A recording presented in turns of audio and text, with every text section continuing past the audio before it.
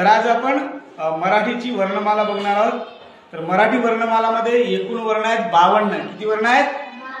52। तर 52 कोणकोणते आहेत, त्याची विभागणी कशी केली जाते ते आपण बघूया। बघा, आधी आपण स्वर पाहूया। तर स्वर आहेत 14। स्वर किती आहेत एकूण? 14। कोणकोणते बघा, ह्रस्व स्वर आहेत त्या 14 मध्ये अ, इ, उ, ऋ आणि नृ। हे 5 जे आहेत त्यांना म्हणतात ह्रस्व स्वर। दीर्घ स्वर आहेत 3 आ, इ, उ, 3 दीर्घ स्वर। संयुक्त स्वर बघा 4 आहेत ए, ऐ, ओ, औ। आणि त्यामध्ये इंग्रजी स्वर आता ऍड झाले आहेत ऍ आणि अ। या प्रकारे हे जे आहे ते 14 जे आहेत स्वर आहेत। त्याचप्रमाणे स्वरादी 2 आहेत अम आणि आहा। ह्या 2 आहेत स्वरादी।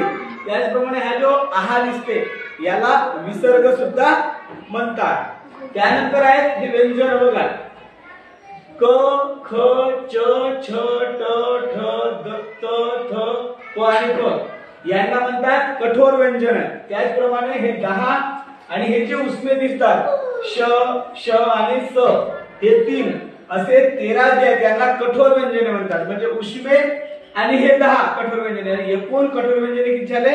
13 झाले। किती? 13। त्याचप्रमाणे मृदू व्यंजने बघा, ग, घ, ज, झ, ड, ढ, द, ध, ब आणि भ हे आहेत मृदू व्यंजने।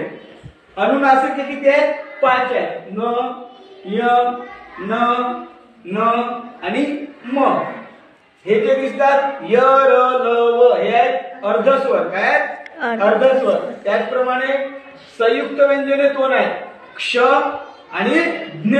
त्याचप्रमाणे स्वतंत्र वर्ण जो आहे हा ड, त्या ला स्वतंत्र वर्ण म्हणतात। आणि महाप्राण, महाप्राण एक आहे। हा प्रश्न नेहमी स्कॉलरशिपच्या परीक्षेत येते। ह जो आहे हा महाप्राण आहे। काय?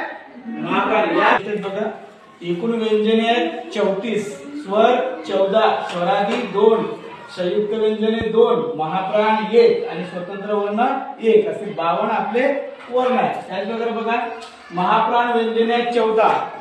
ज्या वर्णामध्ये ह चा उच्चार होतो त्याला म्हणतात महाप्राण। याला अपवाद आहे स।